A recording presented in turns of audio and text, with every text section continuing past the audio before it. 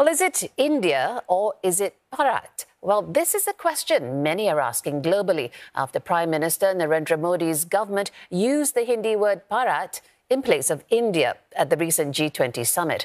Now, while both names are used interchangeably in the country, India is the name used so far for all official international communication. And now some in the country believe the government may formally make a bid to change that. Ishan Garg explains.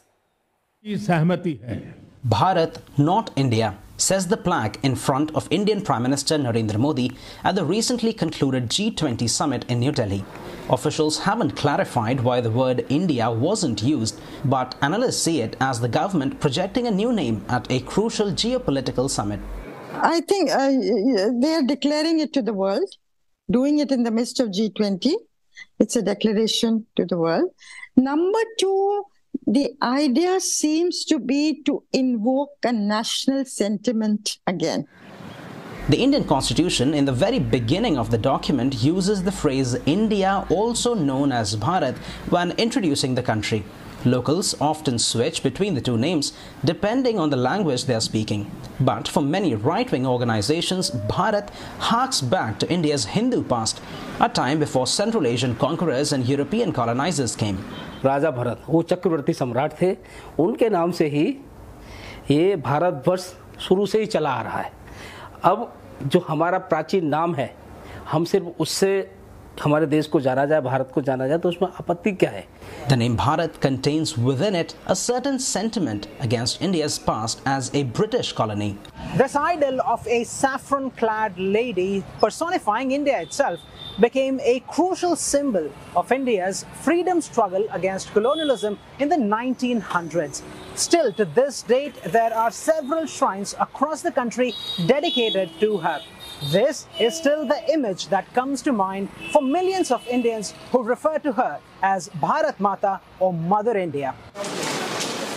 While the image of Bharat Mata finds its root in India's freedom struggle, the word Bharat can be traced back to ancient Hindu scriptures, including the Mahabharata.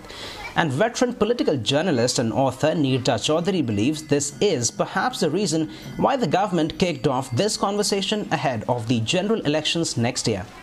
You know, what are the issues they will go for? Certainly Hindutva and nationalism and national pride have been issues that they have relied on. But there is concern that changing India's name to Bharat may not mean the same for everyone across the nation. In fact, analysts say it could be seen as an imposition of the Hindi language on national identity in non-Hindi speaking parts of the country. India has previously changed names of Indian cities to shake off what many call the colonial hangover. The anglicized Bombay was renamed Mumbai and Madras became Chennai, for example, with all these changed names reflecting how the cities were known in various local languages. But it's not clear if Bharat will be accepted with the same enthusiasm. Opposition parties say this whole conversation is simply a diversionary tactic ahead of the elections. They say the Prime Minister wants to change the name of the country only because of the opposition Indian National Democratic Inclusive Alliance. Almost 30 parties joined forces to defeat Mr. Modi in the 2024 elections, and they are collectively known by the alliance's acronym, which happens to be India. The government has called an emergency session of the parliament, leading to speculations that a formal proposal to rename the country is coming. To actually do it, the BJP would need a 2/3 majority in both houses of the parliament. Analysts say it's achievable for them in the lower house, but not in the upper house.